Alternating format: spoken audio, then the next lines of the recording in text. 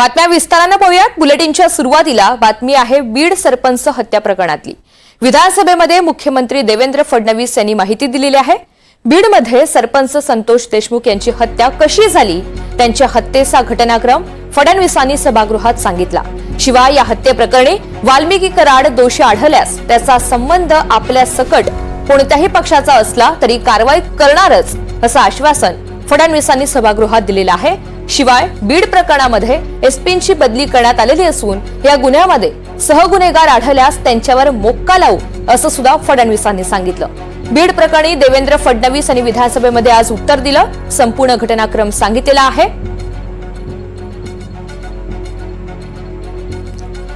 तर आज परभणी आणि बीड या संदर्भात मुख्यमंत्री देवेंद्र फडणवीस यांनी उत्तर दिलेलं आहे। कठोर कारवाई करणार असं आश्वासन मुख्यमंत्री देवेंद्र फडणवीस यांनी बीडच्या संदर्भात दिलं। बीडमध्ये सरपंच संतोष देशमुख यांची हत्या नेमकी कशी झाली याचा संपूर्ण घटनाक्रम त्यांनी सांगितलेला आहे। त्यांच्या हत्येचा घटनाक्रम सांगताना त्यांनी न्यायालयीन चौकशीची सुद्धा घोषणा केली आहे। पहिल्यांदा ही कुठेही हिंदू विरुद्ध दलित अशा प्रकारची दंगल नाही आणि हे जे काही संविधान भारताचं आहे हे आपल्या सगळ्यांचं आहे। त्यामुळे संविधानाचा अपमान करणारा कुठल्या जातीचा धर्माचा पंथाचा असेल त्याच्या जाती धर्म पंथाकडे न पाहता त्याच्यावर जी काही कडक कारवाई करता येईल ती कारवाई केली पाहिजे, हे अत्यंत महत्त्वाचं आहे। आणि म्हणून या संदर्भात पहिल्यांदा तर ही कारवाई कुठल्याही जाती द्वेषातनं तयार झालेली नाही, कुठल्याही कॉन्स्पिरसीतनं अशा प्रकारे घटना घडलेली नाही, तर एका मनोरुग्णाने अशा प्रकारची घटना करून एक प्रकारे शहराचं स्वास्थ्य पूर्ण खराब केलेलं आहे। मात्र या संपूर्ण प्रकरणामध्ये या दोन्ही गुन्ह्यांचा काय संबंध आहे याची चौकशी आपण करतोय।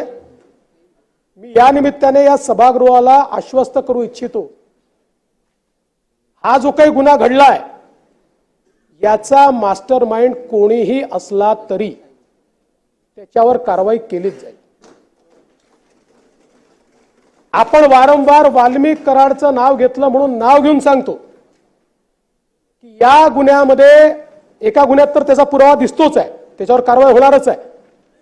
पण याही गुन्ह्यामध्ये जर वाल्मिक कराड बद्दलचे पुरावे असतील तर तो कोण आहे, कुठल्या पक्षाचा आहे, कोणाकोणासोबत फोटो आहे, सगळ्यांसोबतच आहे।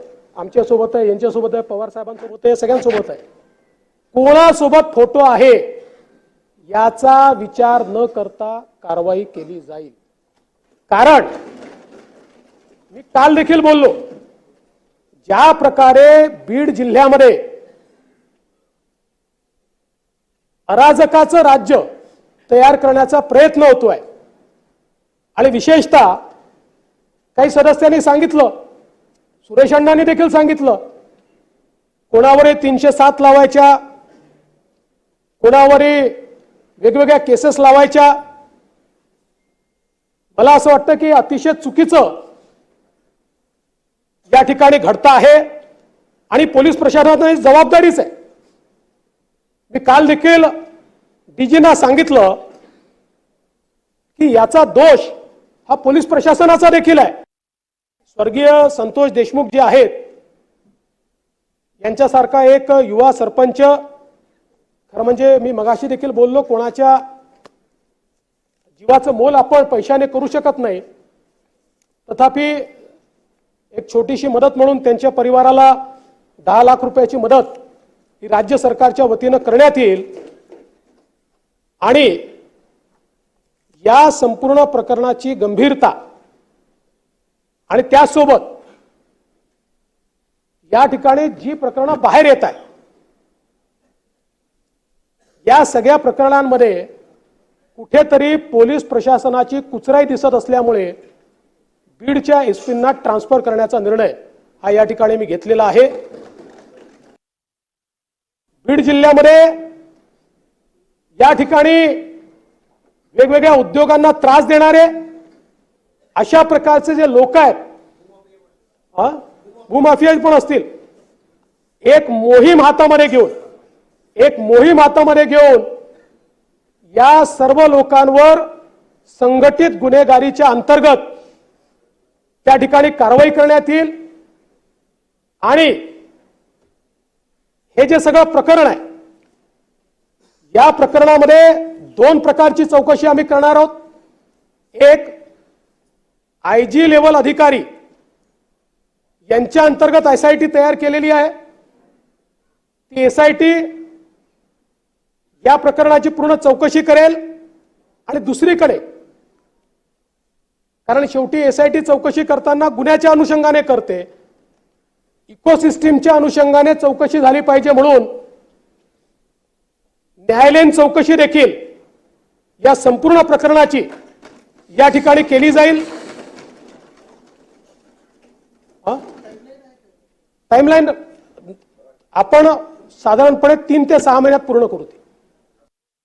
हे सगळे निर्धावलेले अशा प्रकारचं काम करताना आपल्याला पाहायला मिळतात.